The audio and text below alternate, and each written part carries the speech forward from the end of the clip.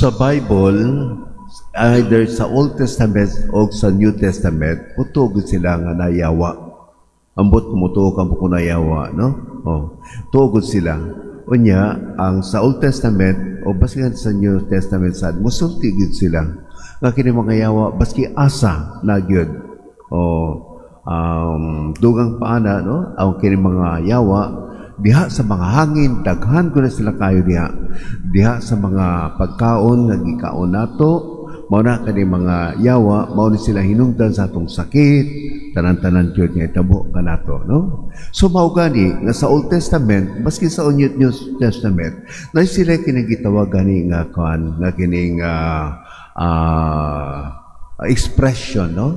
Unahan nimo, no? Unahan nimo kung kinsa na siya, kung mayawa ba, unahan na nimo. Kaya kung maunahan ka rin nimo, nan, dili ka maunsa.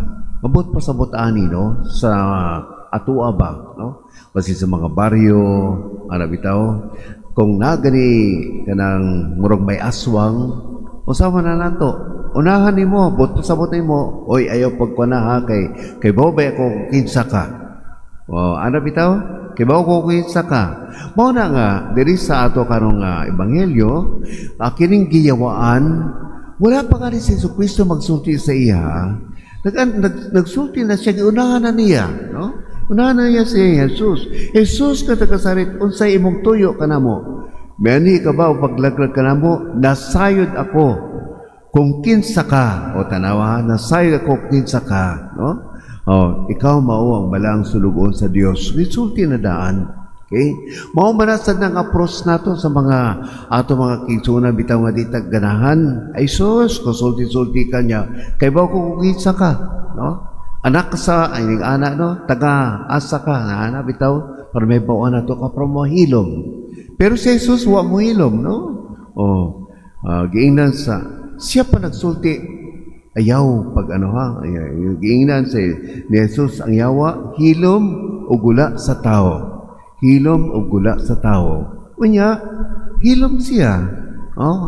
After nga mo, lamba-lambaw niyang tao, gula ang yawa, sa tao niya, wala man unsa. So mo to, nagsulti ang mga tao, nga unsa man kinino, kining tawhana, but pasabot, kining Jesus, kung anay siya'y gahom, sulti pa lang niya, gahom na.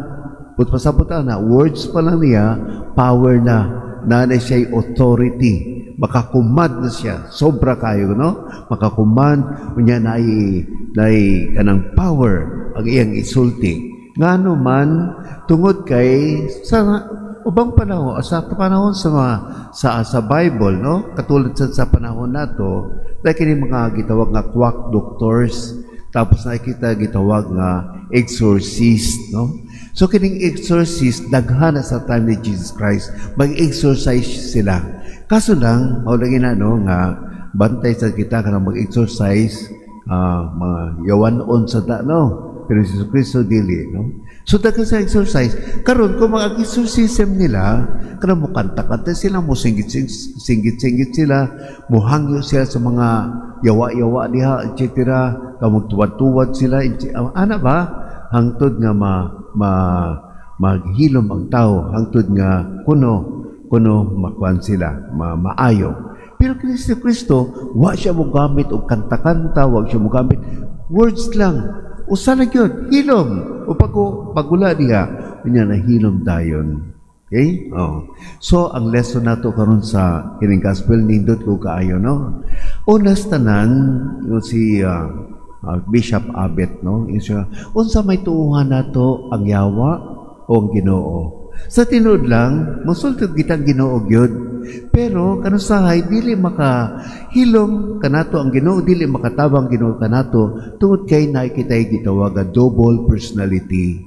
Ano po sa pagsabot ana, no? Kini gitawag double personality, kana bitaw nga nakarang to kita sa Ginoo pero nakikitay mga habak-habak diha.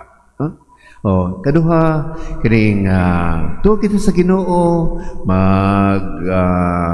magpa-blessing kita sa atong mga balay, pari, pero nakita sa manok, nagkatay na kita sa manok, ang mga dugo, unsa-unsa na nato diha. No? Oh, ana bitaw, so that is what double personality. So, mao na nga nindot kastanan, unsa gituuhan nato ang Ginoo ba o ang yawa? Kay ang yawa very kuan siya no, kanang real, ang Ginoo real sad. Okay? Oh, so sa ato kining mga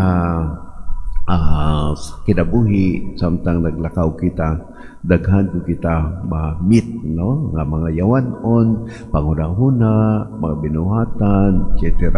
Mao na nga in the first place kinahanglan gyud nga wala lang ang Ginoo. Ako pagibuhat karon, iyan ba sa Ginoo, iya sa yawa. Kay kung sa Ginoo kanang nindot ko sa nani, focus ako nato nga siya may power, authority, no?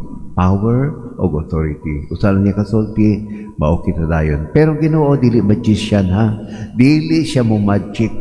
Kanusahay, may kita, sige makuhaan po sa Ginoo, wa magukoy dungga niya, dahil power siya dili. Kay gusto sa niya, kakita sa maningkamot. So maningkamot kita, o niya, ang Ginoo mo sulti sa misa, sa mga sa kanini, sermon sa mga pari, musulti sa inyong organization, sa inyong mga seminar, musulti sa inyong isikatawo, maunang mouthpiece sa Ginoo, inyo ko na siya nga, kadang paminawon, no? So inauton ta nga dili kita mo discourage, dili kita mag-down kung kita mga tentasyon o nato nga dili maayo sa kinabuhi. Sige lang kay Ginoo nga may power ang iyang words, una siya authority. Amen. So manito kitang tanan para sa atong katilingbanon pag-ampo.